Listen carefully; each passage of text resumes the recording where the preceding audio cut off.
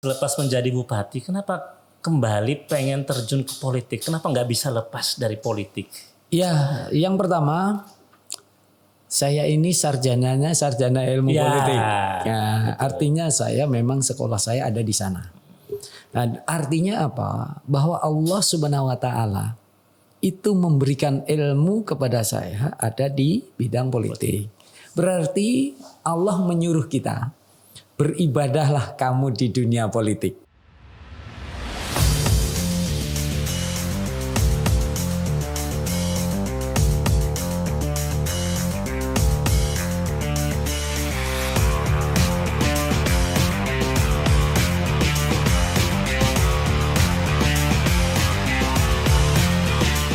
Pak Sukamta, Bupati Tanah Laut yang baru saja mengakhiri periode pengabdiannya 2018-2023, Pak. Iya, 2018-2023. Iya. Apa kabarnya, Pak? Alhamdulillah tambah sehat. Tambah sehat, Pak, ya? Iya. Tidak lagi banyak pikiran. Iya, yang jelas tanggung jawab banyak sekali berkurang sehingga saya sekarang tinggal bertanggung jawab sama anak istri saja. Keluarga saja. Tapi kenapa, Pak, pilihannya selepas menjadi bupati, kenapa kembali pengen terjun ke politik? Kenapa nggak bisa lepas dari politik? Ya, yang pertama, saya ini sarjana ilmu politik. Ya, artinya saya memang sekolah saya ada di sana. Nah, artinya apa? Bahwa Allah Subhanahu wa taala itu memberikan ilmu kepada saya ada di bidang politik. Berarti Allah menyuruh kita, beribadahlah kamu di dunia politik. Nah, udah politisi, udah khas gaya politisi nih ngomong. Kan begitu, kita itu di mana Allah memberikan ilmunya, disitulah ibadah kita. Disitulah jalan kita masuk ke surga. Kan begitu. Pengabdian sekaligus ibadah gitu, Pak, ya. Betul, kita ini makanya saya selalu menyadari bahwa dimanapun saya berada adalah tujuannya adalah untuk ibadah. Tapi politik itu kan stigmanya lekat dengan hal yang sifatnya penuh dengan hal-hal yang negatif, ada intrik, ada manipulatif, ada gesekan dan Pak Kamta kenapa masih tetap pengen terjun ke politik menjadi caleg? Mereka pasti nggak belajar politik, ya? Karena kalau belajar politik, sesungguhnya yang saya pelajari tidak ada buku yang harus mengatakan begitu. Tetapi bahwa politik itu harus kita lakukan dengan yang pertama cerdas, baik dan kita tidak boleh manipulatif, itu tidak boleh. Iya. Memang yang dia lakukan itu banyak mengambil dari cara-cara di luar itu. Orang mengatakan Machiavelli, ya itu adalah skala cara halal. Ya kita lihat masyarakatnya waktu itu masyarakat barbar. Kita harus melihat dulu masyarakat kita itu seperti apa. Sehingga politiknya mari kita ajarkan politik yang baik. Bahkan Saifuddin Zuhri yang terus jadi inspirasi saya. Beliau mengatakan politik itu the snooker and spill good. Artinya adalah sebuah permainan kelereng yang sangat baik, sangat indah, gembira di antara kita. Begitu sebenarnya amanah politik. Jadi bersiasat dan berstrategi. Berstrategi. Kemudian juga Rasulullah SAW itu kan selalu mengajarkan. Jangan dikira Rasulullah tidak berpolitik. Luar biasa. Beliau seorang politikus luar biasa. Salah satu contoh ketika beliau datang ke Mekah, ya, kemudian ditolak untuk naik haji. Sebenarnya kalau Rasulullah itu mau memaksakan kekuasaan, beliau punya pasukan besar. Selesailah beliau untuk mereka yang menentang di Mekah. Tapi kan beliau tidak. Oke, saya tidak jadi. Saya sepakat melalui perjanjian Hudaibiyah. Itu sebenarnya sebuah dokumen politik yang luar biasa. Tapi siapa yang dia kirim untuk ke Mekah? Untuk melakukan lobby-lobby. Ya kalau sekarang istilahnya sosialisasi lah. Saya kira kan begitu. Utsman. Kenapa Utsman? Karena Utsman lah yang paling banyak punya keluarga di Mekah.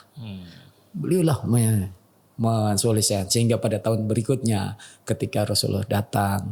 Nah mereka mengatakan ya siapa yang. Ini politik lagi.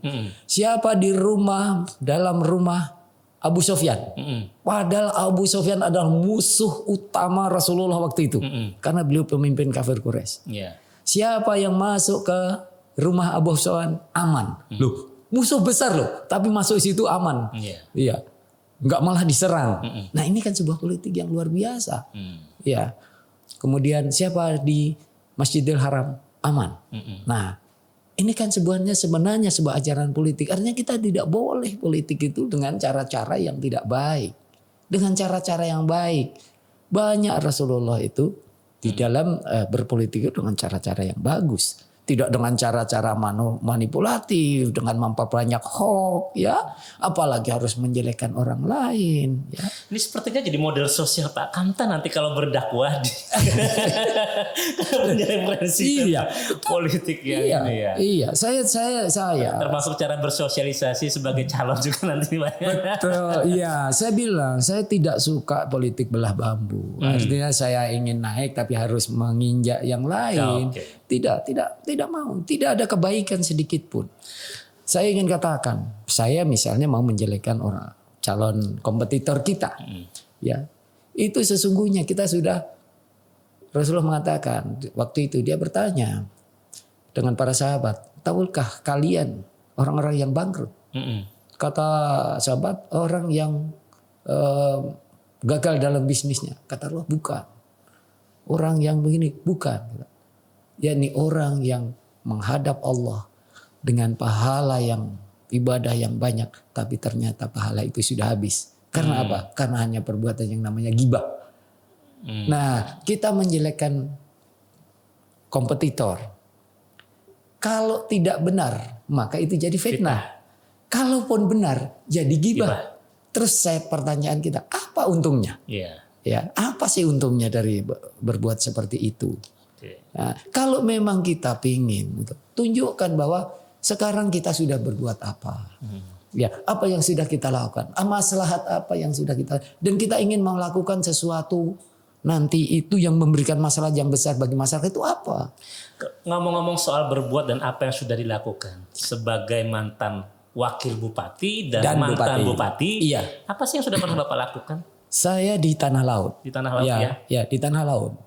Saya dulu, saya ingin meningkatkan UKM. Atau UKM? Iya, UKM. Kemudian orang selalu bicara, kita meningkatkan kesejahteraan. Ya. Tidak ada yang orang tidak meningkatkan kesejahteraan. Begitu kan? Ya, semua memang begitu. Cuma kalau saya ngomong begitu, saya pasti akan tanya, caranya gimana? Ya, saya salah satunya misalnya meningkatkan UKM. UKM itu persoalannya adalah mulai dari hulu sampai ke hilir. Iya. Ya kan? Hulunya apa? Permodalan. Kemudian di proses produksi apa? Adalah teknologi dan inovasi. Di hilirnya apa? Pasar. Artinya kalau kita harus memajukan UKM, mau membesarkan UKM, kita harus ada kebijakan yang mendorong produksi, yang bisa menutup permodalan dari sisi permodalan, dan harus kita bisa membuka pasar. Dan di Tanah Laut itu saya lakukan. Apa itu Pak? Di sektor hulunya, ya kita ini kan yang kita naikkan yang kecil-kecil nih. Iya. Persoalan yang kecil-kecil kan pasti adalah masalah permodalan. Contoh apa ini? Pelaku Orang usaha ya mereka yang jual-jual mentol, yang jual-jual makanan di pinggir jalan, warung-warung tenda, misalnya seperti itu. Kemudian bakso, tukang-tukang bakso. Nah, itu yang di perdagangan. Yang pertanian, petani-petani yang dia cuma punya lahan 0,5 hektar, ya kan, atau maksimal 1 hektar. Kemudian peternak-peternak ya, yang dia tidak bisa beli sapi atau kambingnya misalnya seperti itu, di perikanan yang budidayanya. Nah, seperti itu kan. Sehingga saya ngambil kebijakan di Tanah Laut ada yang namanya kemarin program Gapura Karomah itu. Ya, Gapura Karomah adalah gerakan untuk memberikan pinjaman dengan tanpa bunga. Ya, itu jadi kita berikan bunga 0%. Ya, saya kasihkan, saya buat kebijakan. Jadi kita uang pemerintah daerah kita investasikan di BPR. Kita bikin peraturan bupatinya agar dipinjamkan kepada UKM yang kecil-kecil ini, tapi dia harus berkelompok dulu supaya mudah memenuhi kelompok usaha. Nah, jadi mereka harus dalam satu kelompok, ada penanggung jawabnya. Ya, supaya apa? Supaya kita mudah melakukan kontrol, pertanggungjawaban dan itu jalan Pak. Alhamdulillah jalan. Justru itulah yang kemarin memberikan keuntungan bagi BPR Kit saya Oh, yang tahun 2018 itu sudah mengalami utang yang sangat besar, bahkan melebihi modal store awal. oh. 1,5 miliar. Padahal modal store, karena ini kan pemegang sahamnya 3. Iya, Pemerintah kabupaten, pemerintah provinsi, dan Bank Kalsel. iya. Dari bertiga itu store modal awalnya kan cuma 1 miliar 150 juta. Nah, karena kabupaten 500, provinsi 500, Bank Kalsel 150. Tapi kemacetannya sudah 1,5 miliar. Oh, Harusnya kan ini udah dibubarkan. iya betul. Begitu saya dilantik, saya minta dengan OJK. Mohon maaf, beri waktu saya 3 bulan untuk memperbaiki. Karena saya punya program. Akhirnya apa? Oke, secara manajemen saya perbaiki. Direkturnya saya lakukan rekrutmen baru. Isi manajemen. 2019 saya sudah siapkan nanti. Sesuai dengan visi misi saya. Saya investasikan di sana 10 miliar. Silakan, ini untuk kepentingan bunga 0%. Nah, jadi orang dulu nggak percaya, masa sih 0% kok bisa untung? Iya, Apakah maju? Iya. Apa mau katanya? iya. Ya kalau kita nggak punya skema, OJK pun pasti nggak ngizinin, kan gitu.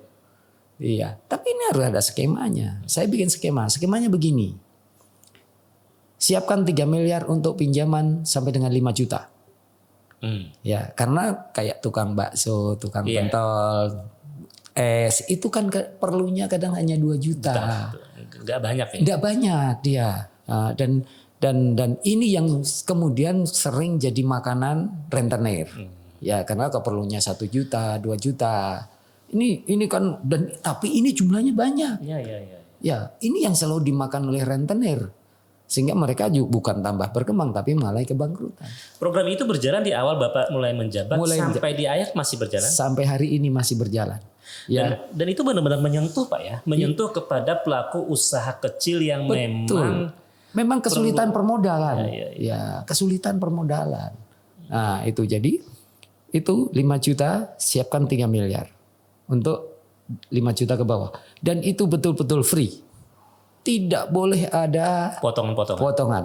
Biasanya kalau di perbankan kan selalu ada yang Iya. biaya administrasi lah sebutannya itu kan. Itu tidak, pokoknya full. Tapi tingkat pengembaliannya gimana? Alhamdulillah tingkat pengembaliannya NPL-nya 1,7% aja. Kecil sekali. Dari investasi yang sampai tahun 2023 itu yang saya luncurkan ke sana itu 45 miliar. Dan tiap tahun terus bertambah untuk modal yang diberikan. Iya, saya tambahi 10 sampai sehingga secara total tahun 2023 itu sudah 45 miliar. Tetapi kan perjanjian kita 2 tahun. Setiap 2 tahun dari investasi terhitung peminjam terakhir lunas, maka harus dikembalikan ke pemerintah daerah uangnya sebanyak 60%. Jadi investasi 2019, investasi 2020 sudah dikembalikan ke pemerintah daerah sebanyak, karena 40% kan 60% kan berarti 6 miliar. Iya. Berarti sudah 12 miliar dikembalikan. Investasi 2019-2020. Di 2023 ini pasti nanti akan dikembalikan lagi 6 miliar yang investasi di 2021. Ya. Yang menarik tadi Bapak bilang itu menyentuh pelaku usaha kecil yang selama ini memang sangat rentan terjebak dengan pola skema pinjaman rentenir. Betul. Persoalannya berarti memang di Tanah Lot itu seperti itu ya Pak. Jadi sampai Bapak punya pikiran dengan visi waktu itu. Saya ketika jadi wakil bupati, Ya. depan rumah saya itu kan ada warung bakso, ada warung es, ada jus, ada makanan, ya, ada soto dan segala macam. Pagi-pagi saya duduk di sana. Belum ada yang lagi. Dia udah ditagih, udah dibentak-bentak. Ngelihat dan menyaksikan sendiri. Saya melihat dengan mata kepala saya sendiri. Demikian juga di pasar. Saya lihat pedagang sayur itu berapa sih? Laku juga belum. Udah dibentak-bentak, harus bayar. Nah, itulah yang kemudian saya kalau nggak bisa menyelesaikan ini, nggak ada artinya saya jadi pemimpin. Ya, itu. Jadi saya skemakan 3 miliar untuk 5 juta ke bawah. Kemudian 3 miliar untuk 5 sampai 15 juta rupiah. Anda boleh ngambil biaya administrasinya sesuai ketentuan perbankan. Nah, boleh yang sampai 15. Tapi bunga tetap 0. Iya, itu. Nah, artinya yang 4 miliar sisanya silahkan Anda usahakan sendiri untuk menutup biaya operasional di DPR. biaya operasional yang 3 juta. Ya, yang 3 miliar. Iya. Ya, yang 3 miliar kan kerja bakti nih. Iya. Ya, kalau yang 3 miliar berikutnya kan udah ada dari biaya operasinya. Artinya ini udah, dan itu biaya operasi itu pun sudah memberikan keuntungan. Nah, jadi saya kasih kamu 4 miliar untuk nutup yang kerja bakti tadi. Kalau kamu 4 miliar nggak bisa nutup yang 3 miliar ya tak gantilah. Saya bilang gitu. Kan pasti. Dan itu benar-benar dirasa kehadiran pemerintahnya sebagai pelindung sekaligus juga pendorong pergerakan ekonomi. Iya, alhamdulillah kemudian berkembang itu. Berkembang Pak. Iya, dan sehingga BPR saya yang dulu itu terjadi kemacetan ya. Itu 1,5 miliar. Itu 2019 itu justru sudah untung 325 juta. Kemudian 2020 untung 760 juta. Dan 2021 ketika Covid dia masih untung juga 740 Itu karena juta. sektor ekonomi mikronya bergerak gitu. Iya, karena nah, ini kan dari permodalan selesai. Iya. Di sisi produksi saya Kepala Dinas Perdagangan, Kepala Dinas Pertanian, Kepala Dinas Peternakan, Perikanan, kemudian industri. Saya tolong dampingi mereka, tingkatkan kualitas. Dan saya ngambil kebijakan yang supaya produk ini bisa kita serap. Salah satunya adalah kita produksi sesirangan. Dulu sesirangan itu hanya ada 3. Saya dilantik dulu. Itu pun hidup segan. Mati suri hampir gitu ya? mati ya. Mati suri ya. Mati Hidup suri. tapi nggak ada produksi. Nggak produksi karena masih seperti biasa. Waktu itu kemudian saya bilang oke, produksi sesirangan berproduksilah kalian dengan 3 motif. Ini mengawali pengembangan sesirangan di tanah laut. Berproduksilah 3 motif. Buat 3 motif. Motif jagung, motif anggrek, motif kijang sebagai maskot tanah laut. Iya. Dan itu kemudian saya ngambil kebijakan.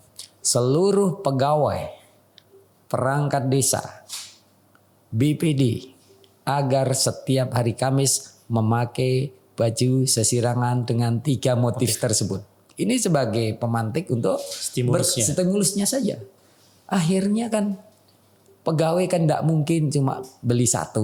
Ya, tiap Kamis masuk bajunya itu aja. Apalagi kepala dinas. Nah, akhirnya produksi ini menjadi sangat meningkat, sangat besar, dan sekarang sudah menjadi 28 pengrajin pelaku UMKM bidang sesirangan saja. Ya, belum bidang-bidang yang lain. Nah, itu dari salah satu UKM yang ada di tanah laut. Hanya membantu permodalan tapi menciptakan pasar. Iya, kita serap dulu. Iya. Nah, kita serap. Tapi itu saya anggap itu masih pasar manual. Sehingga saya harus membuat sebuah pasar digital yang semua bisa masuk di situ dan pemerintah belanjanya bisa di situ.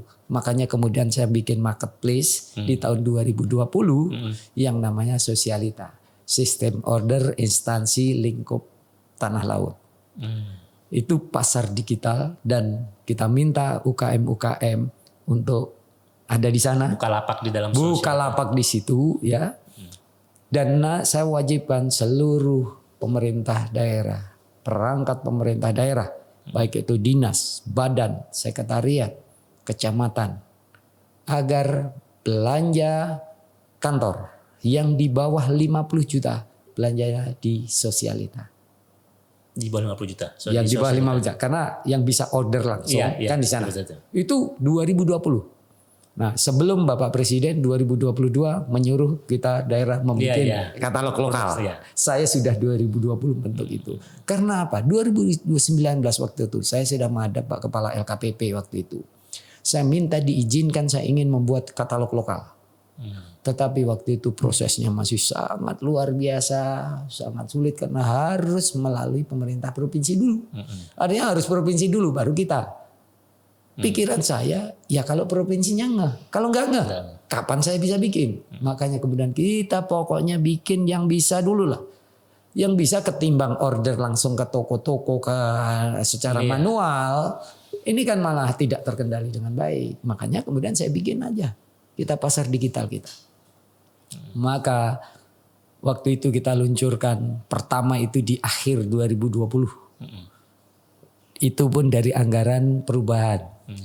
Transaksi pertama 400 juta. Ya.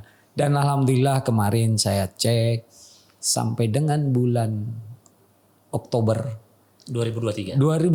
Mulai bulan November 2020 transaksi kemarin sudah mendekati angka 100 miliar. Itulah yang 100 miliar. Hampir 100, iya sudah mendekati angka 100 Omset miliar. dari semua lapak itu transaksi. Betul, transaksi yang Ada berapa lapak itu dan beragam jenis? Produknya sudah melebih dari 10.000.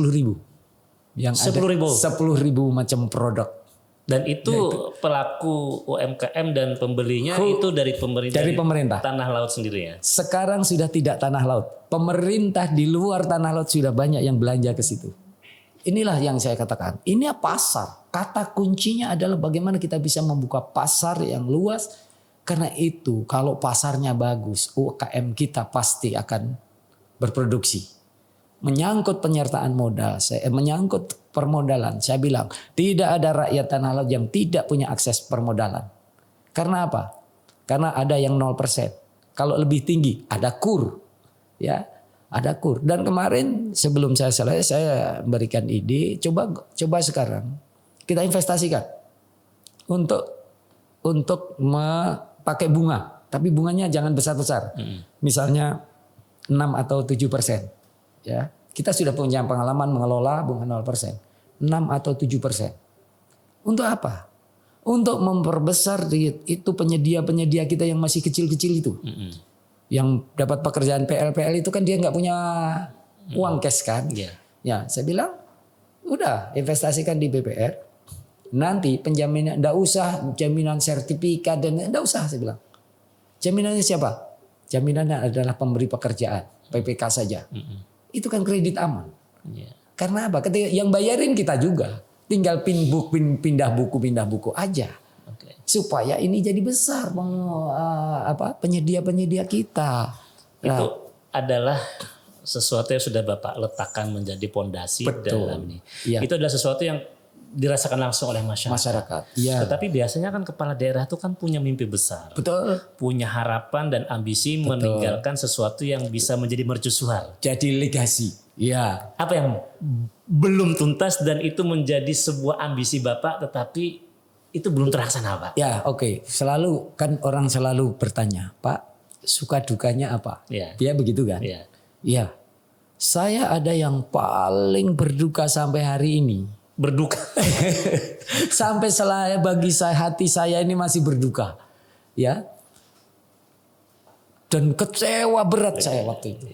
Karena apa? Di 2019 saya pengen bahwa itu kantor bupati itu dibangun tahun 79. Nah, itu saya setuju, Pak. Hampir semua kantor pemerintahan 79, ini udah lama sekali. Tahun 79 dari tahun 79. Ketika Bapak Sumarsono PA sebagai Bupati Tanah Laut. Itu pada tahun 79. 79 itu Bupati yang ketiga. Ya, saya ke-10. Berarti udah 7 bupati. 7 bupati lewat ya. 735 ya. Iya. Saya adalah bupati definitif yang ke-10. Ya, berarti kan ada 7 bupati lah setelah beliau. Belum ada yang mampu menggantikan. Belum ada yang membangunkan itu menjadi sesuatu yang betul-betul menjadi legasi dan menjadi kebanggaan rakyat tanah laut. Bapak punya impian waktu itu? Saya punya impian ingin membangun sebuah kantor pemerintah, kantor pelayanan terpadu pelayanan pemerintah, terpadu pelayanan bisnis. Waktu itu. Ya, sehingga memang kita harus ada bangunan yang nanti bangunan itu akan menjadi kebanggaan orang tanah laut. Iya, betul. Ya. Orang kalau lihat bangunan itu ingat, wah ini Pak Sukamta ini peninggalan. Ya, gitu nanti orang akan foto-foto. Ya. Karena saya terinspirasi kenapa? Kenapa pemerintah Malaysia itu membangun 2 tower di Patrajaya? Iya. Sekarang orang kan mengatakan belum sampai ke Malaysia kalau belum foto-foto di tower Patrajaya. Iya, Ya. tower kembar itu. Tower kembar itu kan.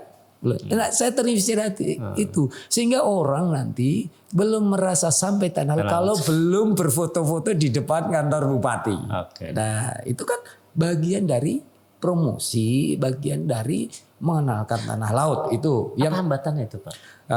Ya itu kan nanti pola waktu itu Bapak Presiden 2015 Pak Jokowi itu mengeluarkan sebuah Perpres nomor 38 tahun 2015. Di sana itu ada pola pembangunan yang namanya KPBU, kerjasama pemerintah dengan badan usaha. Oh. Ya, di sana banyak item, ada air bersih, ya, ada rumah sakit, ada perguruan tinggi, kemudian ada jalan, kan? Tapi saya berpikir bahwa pemerintahan kalau kita kombinasi antara pelayanan pemerintah dengan pelayanan bisnis di dalam satu lokasi itu juga menghasilkan uang. Sehingga nanti kita akan bisa membayar sewa. Jadi pola KPBU itu sewa. Ya, sewa. Jadi ada investor bangunkan gedung gitu Pak ya? Iya, ya. Nanti pihak penyedia dia yang bangunkan gedung, kita menyewa. Tapi yang membangunkan ini tidak bisa kita main tunjuk. Akan dilakukan proses lelang. Yang melakukan siapa? Pemerintah pusat. Ya, ya pemerintah pusat. Kementerian atau apa? Bappenas. Oh Bappenas. Bappenas lah nantinya akan melakukan fasilitasi setelah semua perencanaan dan dokumen-dokumen yang diperlukan itu kita siap. Dan itu sudah dilakukan sampai tahap mana sebenarnya? Saya sudah pertama untuk kita bisa menyiapkan dokumen dan segala macam itu adalah saya magangkan pegawai-pegawai terbaik saya di Bappenas dan itu diakui sendiri oleh Bappenas, ya diakui sendiri bahwa tim saya adalah tim paling bagus karena dalam satu minggu tim saya sudah bisa menyusun perencanaan konstruksi, penentuan harga, manajemen, perencanaan keuangannya, udah bisa. Sedetail itu sudah? Sudah, karena sudah memang dibikin itu dokumennya. Ya, kita mulai membuat dokumennya dan salah satu yang ya saya bilang karena saya gagal untuk mewujudkan itu berduka, tapi ada juga hiburannya. Karena saya bisa memasukkan item itu di item ke-20 tentang pembangunan kantor terpadu pelayanan pemerintah. Dan itulah yang sekarang itu dipakai dalam pembangunan IKN kita. Itu kan ada yang KPBU. Item K20 inilah yang jadikan dasar gitu loh. Jadi IKN ini mengadopsi apa yang pernah dilakukan oleh Tanah Lot untuk membangun kantor terpadu pemerintah. Ya paling tidak saya berkontribusi memasukkan yang item ke-20 konsep itu loh. Paling tidak saya memasukkan item. Karena kalau nggak ada item itu nggak bisa juga. Iya, kan? Yang memadukan antara bisnis dengan itu tadi. Dengan pemerintah. Iya kan, makanya kan pembangunan IKN sekarang kan ada yang dibiayai oleh pemerintah APBN sekitar 60 triliun. Sisanya kan investasi swasta dan KPBU. Dan KPBU itu kalau tidak salah dia lebih besar, lebih banyak ketimbang yang investasi swastanya. Jadi pola KPBU kerjasama pemerintah badan usaha sifatnya badan usaha nanti yang bangun kita bayar sewa. Dan itu tidak terlaksana faktor utama penyebabnya apa? Ya yang jelas ketika waktu itu ini kan memang harus persetujuan dari DPRD. Ya harus dari DPRD harus persetujuan karena nanti akan menjadi bagian yang harus dibayarkan melalui APBD. Jadi kebijakan ini harus disetujui dulu. Berarti tidak satu suara waktu itu ya? Ya, kemudian padahal di Jakarta sudah kita sampaikan dari narasumber kita dari Kementerian Dalam Negeri, kemudian dari Kementerian Keuangan, dari Bappenas, dari PPIP kan, penjamin infrastruktur pemerintah itu kan. Nah itu sudah artinya skemanya seperti apa itu udah jelas. Proses dan prosedurnya sudah dilalui, tinggal persetujuan politik gitu. Bahkan ketika uji publik di Tanah Laut, semua rakyat sudah mendukung. Dewan juga ada tanda setuju. Tapi tiba-tiba ketika saya menyampaikan persetujuan akhir APBD tahun 2020, semua fraksi di Dewan menolak. Ya, menolak. karena dianggap utang. Ya saya bilang ya mungkin tidak bisa bedakan antara utang dengan sewa. Karena KBBU itu kita sifatnya adalah sewa. Sehingga kita tidak perlu setiap tahun itu menganggarkan yang namanya pemeliharaan. Itu adalah tanggung jawab yang membangun. Ya, tanggung jawab yang membangun. Kami tidak tahu. Pokoknya kalau ada kekurangan, ada penurunan kualitas, maka kami tinggal laporkan kepada penyedia. Dan saya yakini karena dia harus menjamin itu, memelihara selama 20 tahun. Saya yakin dia tidak akan berani membuat konstruksi itu dengan masa 20 tahun. Pasti lebih dari itu. Ya kan? Karena rugi dong kalau dia membangun hanya sama-sama 20 tahun. Karena pasti akan terjadi penurunan, dia akan keluar uang lebih banyak lagi. Untuk pemeliharaannya. Untuk pemeliharaannya. Saya yakin itu. Sehingga kita akan diuntungkan nanti. Setelah 20 tahun akan menjadi milik kita. Akan menjadi milik pemerintah tanah laut. Dan itu akan menjadi monumental yang luar biasa sekali lagi. Sehingga nanti kalau itu orang foto-foto ketika itu mengangkat derajat orang tanah laut juga. Ketika di Jakarta orang tanya, Bapak dari mana? Saya dari Tanah Laut. Oh yang kantor bupatinya kayak Patrajaya itulah. Pertanyaannya Pak, kalau ini belum selesai, tapi Bapak sudah mengakhiri masa jabatan, kenapa nggak dilanjutkan pada periode selanjutnya Bapak bisa kembali mencalon? Ya. Tapi secara aturan kan boleh kan? Boleh. Nah itu pertanyaannya, kalau itu merasa dan kecewa, sakit hati, marah, kenapa nggak dituntaskan Pak? Kenapa harus milih menjadi seorang caleg gitu? Saya kira antara pilkada dengan caleg kan tidak bisa dipisahkan. Ya, karena apa? Karena pemilihan kepala daerah kan nanti masih nunggu akhir tahun 2024. Nah, sekarang kita sedang berjuang. Ibarat orang itu kan kita beli mobilnya dulu supaya nanti nggak numpang mobil orang. Iya. Jadi sedang beli mobil lah ibaratnya. Ya, mudah-mudahan nanti di pilkada itu punya mobil sendiri sehingga bisa berangkat sendiri, tidak tergantung pada orang kan begitu. Jadi ini sesuatu yang tidak terpisah ya antara pileg dengan pilkada. Karena apa? Karena yang dihitung untuk bisa ngusung atau tidak kan pileg Februari ini. Iya kan? Jadi saya kira ya saya nggak bisa dong mau bilang saya mau maju. Kalau P3 cuma punya 2 kursi gimana mau ngomong mau maju. Jadi saya kata orang kalau saya mengatakan saya mau maju saya gigi mongso. Kata orang Jawa, iya kan? Padahal belum masanya. Nah, dan ini makanya ini bagian dari perjuangan kita untuk nanti supaya P3 punya kursi yang cukup. Nah, untuk bisa membawa sendiri. Soal siapa yang dibawa tentu para pimpinan-pimpinan lebih tahu. Tapi kalau pimpinan di level elit melihat Bapak memiliki tanggung jawab yang belum tuntas, siapa ya? Ya saya kan orang yang loyal terhadap loyalnya kepada pimpinan. Siapa? Pimpinan apa pada rakyat nih? Kalau nanti kan tentu saja. Kalau gini, kalau pimpinan tidak mencalonkan, saya juga tidak akan memaksa, tidak bisa ngotot kan. Tetapi juga kalau rakyat menghendaki, saya yakin pimpinan pasti akan mengakomodasi, kan begitu? Iya. Kita begitu ya. Sebagai anggota partai saya loyal ke pimpinan. Dicalonkan atau tidak dicalonkan, tidak boleh kita melakukan perlawanan kata orang ya. Saya gitu. Tapi saya yakin ketika memang rakyat menghendaki, nanti pimpinan tentu akan berpikir seperti itu. Kan begitu. Pak, latar belakang Bapak ini kan birokrasi tulen. Orang yang sudah duduk beberapa jabatan, pernah berinteraksi langsung dengan beberapa kepala daerah. Betul. Dengan berbagai macam gaya kepemimpinannya, karakternya.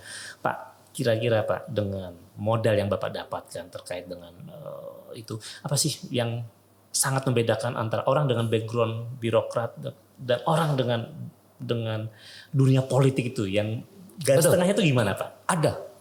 Sangat terlihat jelas perbedaan antara kita yang di birokrasi maupun yang di luar birokrasi, dan apalagi tidak pernah berada di pusaran birokrasi ya.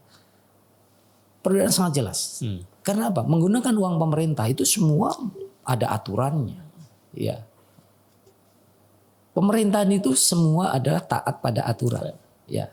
Sedangkan dunia politik, mereka yang tidak pernah bergaul ini dikiranya merasa kita punya kekuasaan, saya boleh apa saja sesuai dengan kehendak saya. Sebagian besar kan begitu. Ya, makanya ada yang bilang visinya akan melakukan ini, melakukan itu. Iya, betul. Dari mana duitnya? Lah makanya kita boleh visi, tapi hitung-hitung dulu. Uang kita ini berapa, dapatnya dari mana, seberapa besar, karena uang APBD itu akan terbagi dua. Ada yang namanya belanja tidak langsung dan ada yang namanya belanja langsung. Belanja langsung tuh terbagi dua lagi. Ada yang belanja operasi, yang itu sifatnya non fisik. Ada yang namanya belanja modal.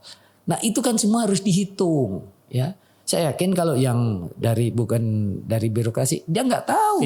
Dia cuma melihat, oh ya APBD-nya sekian triliun. Berarti siapa ingin bangun ini. Itu semua tidak untuk membangun yang sifatnya modal. Belanja modal itu paling-paling itu ya 20, 30, 40% deh. Paling tinggi. Selebihnya sudah. Belanja rutin. Selebihnya nanti untuk belanja yang tidak langsung tadi, yang ada gaji pegawai, ada honor, operasional pemerintah, ya, ada perjalanan dinas, ada makan minum seperti itu. Untuk menjalankan fungsi birokrasinya menjalankan fungsi birokrasinya gitu loh. Kemudian nanti ada yang namanya di belanja langsung sendiri, ada belanja operasional sebutannya, seperti misalnya ada deklat, pelatihan itu kan tidak menghasilkan barang, baru yang belanja modal itu baru jadi barang, misalnya untuk jalan, untuk jembatan, untuk kantor, untuk irigasi misalnya, nah itu baru dibelanja modal. Dan itu sepertinya udah menjadi tren ya, kebanyakan politisi yang tidak punya background itu dalam tanda petik membabi buta menjual mimpi, misi dengan mengatakan akan ngasih ini gratis, ngasih itu gratis. Akhirnya masyarakat ini kembali ke literasi politik masyarakat. Memang inilah yang rakyatnya harus paham. Tidak ada yang baik memang harus gratis. Saya ada melakukan hal itu. Ya, seperti yang dicontohkan tadi, memberikan modal tambahan di kesehatan. Di kesehatan saya 340.000 rakyat tanah laut dari 358, saya masih mencari sekitar 17.000 sekian. Itu sudah kita lindungi di jaminan kesehatan nasional. Ya, jadi setiap tahun kemarin saya membayar ke BPJS itu 58 miliar. Nah, sehingga siapapun orang tanah laut, berKTP tanah laut, masuk ke fasilitas kesehatan, tidak perlu berpikir apakah saya punya kartu BPJS ataupun tidak. Tercover semuanya sudah. Saya sudah harus di cover, harus dilayani. BPJS pun begitu, sehingga tinggal memasukkan NIK-nya saja, maka secara otomatis akan langsung diaktifkan saat itu juga. Sesuai dengan jumlah penduduk data per KTP. Iya betul, itu betul. Jadi namanya jaminan kesehatan nasional itu kan ada macam-macam. Ada BPJS yang dibayari oleh mereka-mereka yang bekerja di perusahaan, itu sudah masuk, itu masuk datanya. Ada yang dari pegawai negeri, kan sudah kita bayar. Ya, kemudian pegawai tenaga P3K juga udah dibayar oleh pemerintah. Ada yang mandiri, dibayar. Nah, sisanya yang tidak sanggup mandiri, tidak dibayar oleh institusi lain, maka itulah yang dibayar oleh pemerintah daerah. Sehingga siapapun masuk institusi kesehatan kita untuk mendapat pelayanan tanah laut, fasilitas kesehatan kita, apakah puskesmas, apakah rumah sakit, udah nggak perlu ragu-ragu, datang aja kita layani. Pak, saya kartu BPJS-nya nggak ada, nggak apa-apa. Mana KTP-nya? Maka pihak Faskesnya segera akan menginput dan itu akan langsung aktif di BPJS-nya. Tidak perlu nunggu 3 bulan. Tidak baru ada birokrasi untuk memproses itu. Tidak ada birokrasi untuk itu. Ya itu yang masuk akal Pak ya. Dan itu merasakan. Tapi kan ada juga yang gak masuk akal. Jual mimpi itu ada juga. Banyak. Sama misalnya kayak misalnya menawarkan pendidikan gratis. Seperti itu katakan. Loh, selama ini kan juga sudah gratis. SPP-nya loh ya. Tapi bahwa itu hanya bisa pelayanan minimal. Ya. Tidak itu hanya minimal. Kalau mau maksimal, nggak cukup duitnya. Saya berani jamin itu. Betul. Makanya itu yang SPP tidak bayar kita gratiskan. Itu adalah hanya untuk keperluan pelayanan minimal. Pertanyaan kita, kalau kita mau sumber daya manusia kok gratis, yang benar berkualitas kok gratis, itu kan tidak mungkin. Iya. Karena perlu biaya yang besar. Nah itu loh. Kalau hanya mau minimalis, iya betul. Makanya saya sering mendengar kita meningkatkan sumber daya berkualitas, standar internasional, biaya gratis. Gimana caranya sih? Beda Pak ya kalau orang yang memahami bagaimana birokrasi dan pembiayaannya itu. Iya betul. Dengan yang tidak memahami. Betul. Bicara soal itu Pak, dengan latar belakang Bapak birokrasi, kemudian juga seorang politisi sekarang menjadi caleg. Iya. Apa sih Pak modal yang ingin ditawarkan ke publik? Sebagai seorang caleg, Anda ingin menjanjikan apa? Kan biasa caleg itu Betul. akan menjanjikan A, B, C, D gitu ya. Ya. Bagi masyarakat Tanah Laut dan termasuk dapil Pak Kamta dapil Kalsel 2. Kalsel 2 ini wilayahnya Banjarmasin, Banjarbaru, Tanah Laut, Tanah Bumbu, dan Kota Baru. 5 dapil ini, 5 kabupaten ini. Kota. Iya. Di dapil Kalsel 2 ini. Apa yang Bapak janjikan sebagai wakil rakyat kalau terpilih? Ya, secara makro. Oke. Ada makro, ada mikro. Iya. Bagi saya. Iya. Ya, ada hal-hal yang mendesak yang memang harus saya perjuangkan. Yang ini. mendesak. Yang mendesak dan ini menyangkut persoalan rakyat yang memang harus kita lindungi. Adalah menyangkut masalah nelayan. Masalah nelayan itu apa? Yang pertama, BBM. paling utama adalah menyangkut masalah bahan bakar, BBM. Ya, BBM. Ini persoalan. Ya. Tetapi sesungguhnya itu diselesaikan dengan cara mudah bisa. Tapi memang harus komitmen. Apa Pak solusinya? Solusinya sekarang setiap daerah, setiap desa, apakah satu desa atau 2 desa yang berdekatan harus memiliki SPDN sendiri yang dikelola oleh koperasi nelayan sendiri, tidak dikelola orang lain. Koperasi nelayan. Dan ini saya yakini akan didukung oleh Kementerian Koperasi. Selama ini belum ada. Sampai hari ini belum ada koperasi nelayan yang mengelola ini. Kemarin baru saya rintis di Desa Batakan untuk membangun SPDN. Saya sudah komunikasi dengan Pak Menteri Koperasi dan beliau sangat mendukung untuk mengelola stasiun pengisian SPBU-nya nelayan. SPBU-nya nelayan. Ya, SPDN-nya itu. Ya, itu. Jadi tapi belum selesai. Saya sudah belum tuntas. Saya sudah habis masa jabatan. Saya ingin mendirikan parlemen. Karena apa? Artinya apa? Dari nelayan sendiri untuk nelayan. Iya. Saya yakini tidak mungkin dia akan menyelewengkan itu. Ya, karena mereka perlu. Karena mereka perlu dan mereka dari mereka sendiri. Iya. Kalau dikelola orang lain, sulit untuk ngontrolnya. Oke. Ya kan? Dan itu saya bilang sebenarnya dikelola orang lain juga bisa. Tapi konfliknya akan lebih besar. Saya yakini. Karena kalau bagi saya sekarang dasarnya kartu nelayan. Sulit kita mengontrol. Kalau saya mending nanti misalnya ini koperasi. Kuotanya berapa? Kuota itu bukan jumlah nelayan, tapi jenis kapalnya. Yang 5 GT ke bawah berapa? Yang 10 GT berapa? Yang di atas 10 GT berapa? Masa kerjanya berapa lama? Kan tidak sebulan penuh.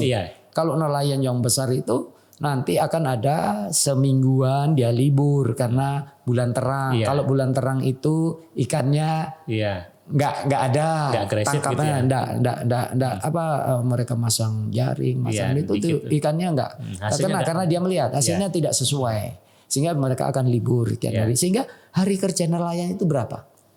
Kemudian setiap kapal yang 15 GT misalnya, ya itu berapa sih makan solarnya per hari, BBM-nya operasional, sehingga kita akan tahu, kebutuhan real.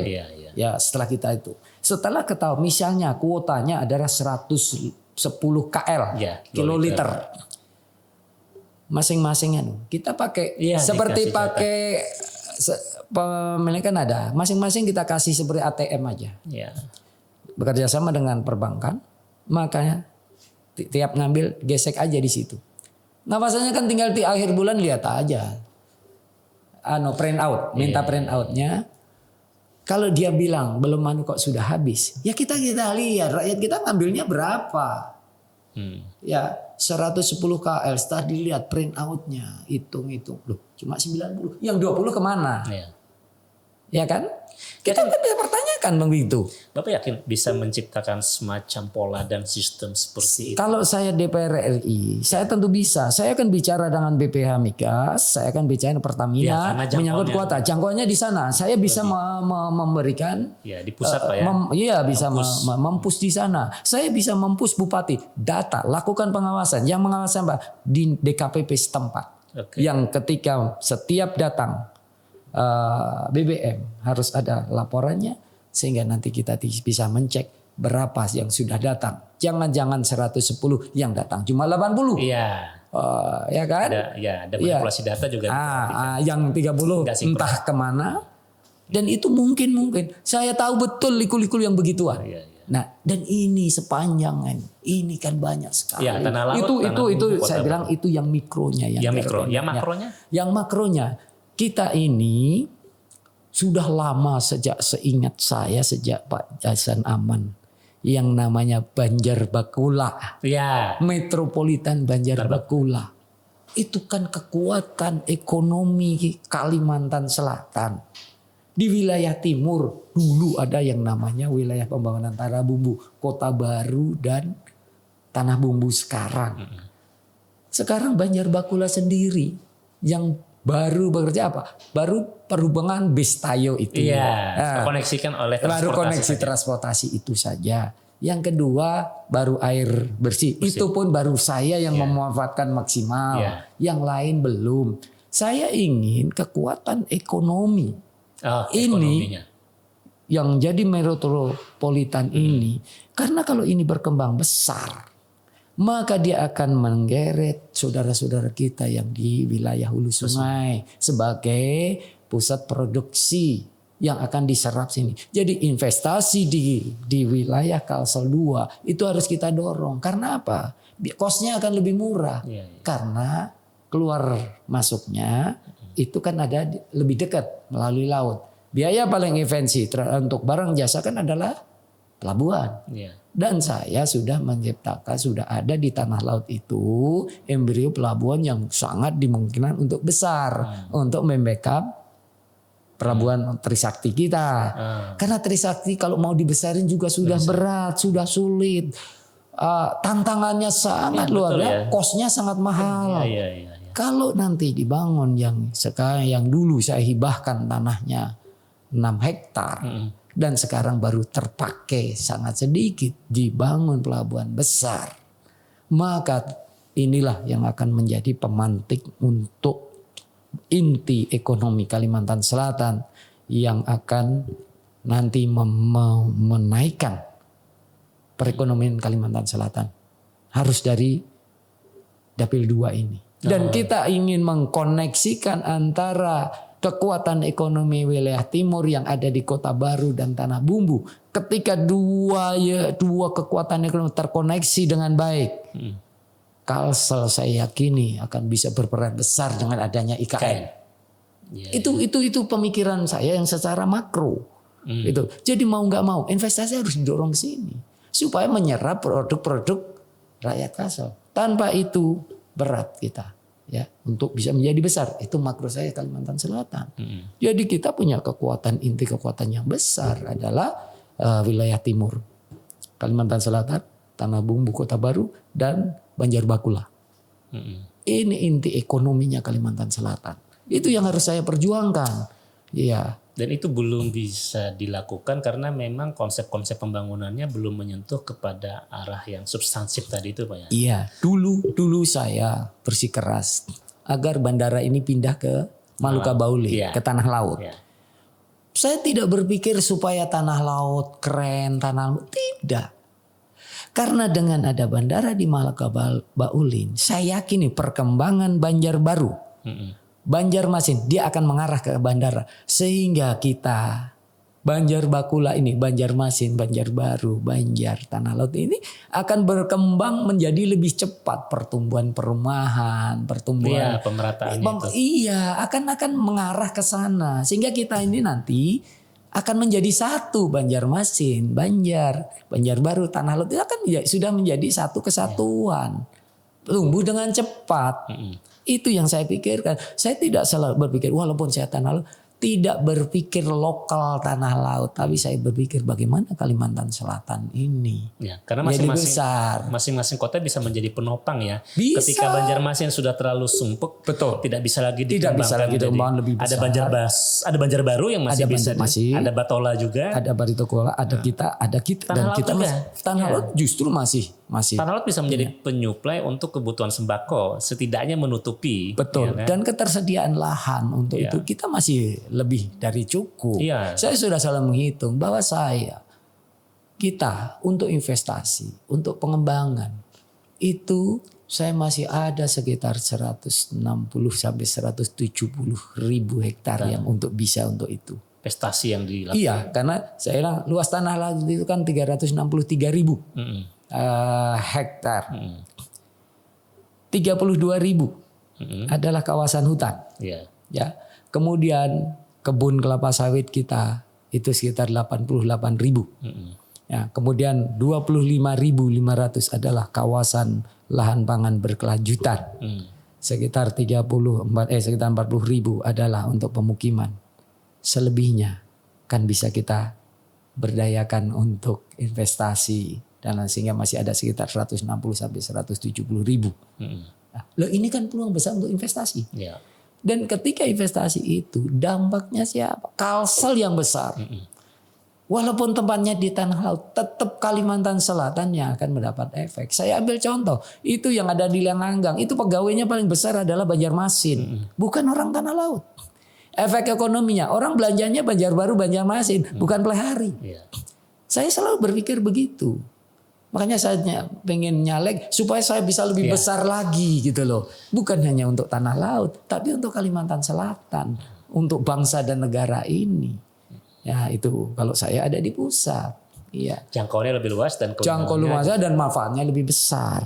Itu kan. Ini mimpi besarnya Pak Sukamta. Ya, makro mimpi besar saya seperti itu. Semoga terwujud Pak. Mudah-mudahan begitu. Syaratnya harus jadi caleg Saya dulu. Ya, syaratnya harus saya diloloskan sampai Senayan kan gitu. Ya, kalau Ya, enggak Pak. Tapi dengan model sosial, model politik, elektabilitas, popularitas Bapak selama menjabat di sana, yakin dengan tingkat persaingan yang cukup ketat di Dapil Kalsel 2. Saya selalu yakin. Yakin. Karena Ya, apa? harus optimis, Pak, ya. Saya harus optimis, saya harus selalu yakin karena Allah itu akan memberikan apa yang menjadi sangka kita. Ya. Kalau mulai hari ini kita sudah sangka kita tidak jadi, ya itulah yang akan Allah kabulkan gitu loh. Ini udah bicara kayak seperti sufi nih. Mimpi berawal dari pikiran dan persangkaan, Pak. Betul. Karena begini, sesungguhnya ketika kita bersangka sesuatu, itu ada partikel-partikel dari diri kita, ya, yang itu akan menggerakkan partikel-partikel medan kuantum, medan kuantum kalau kata orang-orang gitu. Itulah. Jadi kalau kita sudah tidak yakin dan ya medan kuantumnya nanti nggak mengarah ke sana. Tapi kita yakin dengan keyakinan yang ada pada kita, maka itulah medan kuantum itu yang nanti akan dengan bahasa awamnya takdir kita itu akan ditentukan oleh bagaimana kita akan usaha kita, sangka dan pikiran kita. Betul. Karena yaitu saya memegang pada bahwa Allah itu akan mengabulkan apa yang menjadi sangka kamu. Ya. Itu aja. Niat saya sekali lagi saya harus berjuang untuk membesarkan Kalimantan Selatan, apalagi IKN itu tinggal 2 tahun lagi, ya. Tinggal 1 tahun bahkan sekarang ini udah akhir 2023. Kalsel tidak boleh tidak punya peran besar di IKN. Makanya bagaimanapun saya tidak setuju kalau IKN tidak dilanjutkan. Ya. Karena inilah saatnya Kalimantan berkembang besar, saatnya Kalimantan menjadi pusat pertumbuhan bagi kita. Kuala Lumpur aja pindah ke Petrajasa, ya ke Petrajaya kan. Ya. Jadi memang benar, saya menaruh hormat sama Bapak Presiden yang berani untuk menciptakan tempat-tempat pertumbuhan ekonomi baru. Ya. Kalau kemarin ada yang mengatakan, oh itu nanti, wah ini malah menimbulkan ketimpangan baru. Bagi saya sebagai seorang bupati, saya merasakan itu, saya kira tidak. Kalau dia mau, kita besarin antar kota. Mohon maaf, besarin kota itu tidak mudah. Ya. Nah, kalau itu kemudian dana IKN dipindahkan untuk 11 kota. Ya itu justru malah ketimpangan bagi kita-kita yang kabupaten dong. Tidak sesederhana seperti Tidak bayangin. sederhana kita mau besarin. Nah, sekarang coba Banjarmasin mau dibesarin. Itu pasti mengorbankan banyak rakyat kita. Iya, tidak mudah. Apalagi yang namanya kota. Ya. Iya kan? Dan kita semua kabupaten, setiap pemerintah daerah tentu sudah punya konsep untuk mengembangkan itu. Ya. Tidak semudah itu. Ya memang kalau di atas bukunya mungkin, wah ini dengan 11 ini nanti dia akan berefek ke sana. Iya itu bukunya. Saya ini orang lapangan. Saya ini merasakan bagaimana. Kita mau bangun sebuah lapangan atau memperlebar sebuah taman hijau aja terjadi pertentangan yang luar biasa. Nggak bisa Pak, itu tanah saya. Kemarin saja ada, saya ini sudah nggak bupati, ya, dia melapor, Pak, saya ini beli tanah, tapi nggak bisa disertifikati. Loh kenapa? Di tata ruang itu masuk Kawasan nanti untuk hutan. taman, bukan kalau kawasan hutan jelas, Iya. masuk taman kota. Oh, ya. Ya itu masuk taman kota. Masa sekarang di kebun kok ada taman kota? Saya bilang ya sekarang memang masih kebun. Tapi 10 tahun ke depan, 15 tahun ke depan. Kota ini berkembang. Itu memang bisa sudah dirancang untuk jadi taman. Tapi ibu nggak usah khawatir. Itu kan perencanaan untuk pembangunan. Bukan perencanaan untuk ngambil tanah ibu. Itu nanti kalau tanah tetap punya ibu. Kalau pemerintah mau membangun pasti ada Ganti pembicaraan dan akan diganti untung. Bukan ganti rugi lagi Pak. Bukan, harus diganti untung dong. Iya. Ya, kan begitu. Nah ini. Saya ini udah nggak bupati, tetapi kemarin pengaduan rakyat itu masih ke Itu membuktikan saya Bapak gitu loh. ternyata masih dianggap sebagai pemimpin oleh masyarakat. Ya mudah-mudahan seperti itu, tempat masih mengadu. Dan ya. mungkin itu Ada menjadi, pengadu. menjadi ya. sinyal bahwa ternyata mereka masih berharap Pak Kamta bisa memberikan kontribusi yang besar. Betul. Ya mungkin masyarakat menginginkan bahwa saya harus memberikan manfaat yang lebih besar lagi Artinya pada seluruh Bapak, rakyat. Oke, ini persiapan untuk punya mobil sendiri. Iya, Setelah punya betul. mobil sendiri, harus siap untuk mengendarai lagi sendiri. Iya nanti. Berarti masyarakat Tanah Laut masih menanti Bapak untuk kembali lagi. Ya, Iya, kayaknya seperti itu. Ya, kalau soal kembali nanti sama Pak Ketua saja deh. Saya tidak punya kapasitas untuk menyatakan bisa kembali atau tidak kembali kan. Iya. Ya. Baik Pak Kamta, bincang kita Makasih. luar biasa. Ini banyak sekali insight yang saya dapatkan dari seorang kepala daerah yang berlatar belakang birokrasi, yang kemudian berpikir bahwa saya perlu jangkauan yang lebih luas, kewenangan yang lebih besar untuk bisa mewujudkan mimpi-mimpi makro mikro. Saya sepakat Pak Ya. kepada para nelayan karena saya ini penghobi mancing Pak. Saya sepakat dan saya dukung Bapak secara moral dengan doa saja Pak. Amin. Ya. Karena memang saya sangat paham dan sangat mengerti. betul. Itu yang paling dirasakan kesulitan. Makanya saya bilang sebenarnya solar itu yang perlu disubsidi, terutama harus dilindungi betul itu satu nelayan, Iya. dua petani. Iya, mereka sangat membutuhkan itu. Mereka itulah yang harus kita Dan lindungi mereka- subsidinya. Betul. Dan mereka lah yang memberikan kontribusi besar terhadap ketersediaan pangan. Betul. Apalagi nanti ditunjang oleh industrialisasi dari perikanannya. Saya dulu pernah menginginkan supaya nelayan kita kalau pulang jangan bawa ikan kering dong, tapi bawa ikan basah. Tapi di daratnya itu sudah ada industrinya yang kemudian menampungnya. Karena kalau ikan kering itu sesungguhnya sudah hilang 55%, itu sisa 45% saja. Nah, Dan secara nilai ekonomi juga dengan kemasan yang baik, packaging yang baik kan bisa ekspor. Iya, Pak. nanti bisa kita bikin ekspor. Ya, ke negara yang selama ini nggak mempunyai laut. Kan? Iya, begitu. Ya, kita doakan ya Pak Kamta dengan mimpi besarnya, harapan ya itu bisa terwujud karena masyarakat Tanah Laut juga berharap nih pemimpin yang visioner. Betul. Ya, ke Jakarta dan anggota dewan kan banyak orang-orang yang punya uang Jakarta, nanti saya ajak pulang, saya datang investasi di Kalsel. Terima kasih sekali lagi Pak Kamta. Sama-sama, saya Semoga terima kasih. mimpinya dengan persangkaan yang baik tadi akan terwujud. Amin. Ya, terima kasih. Assalamualaikum warahmatullahi wabarakatuh. Waalaikumsalam warahmatullahi wabarakatuh.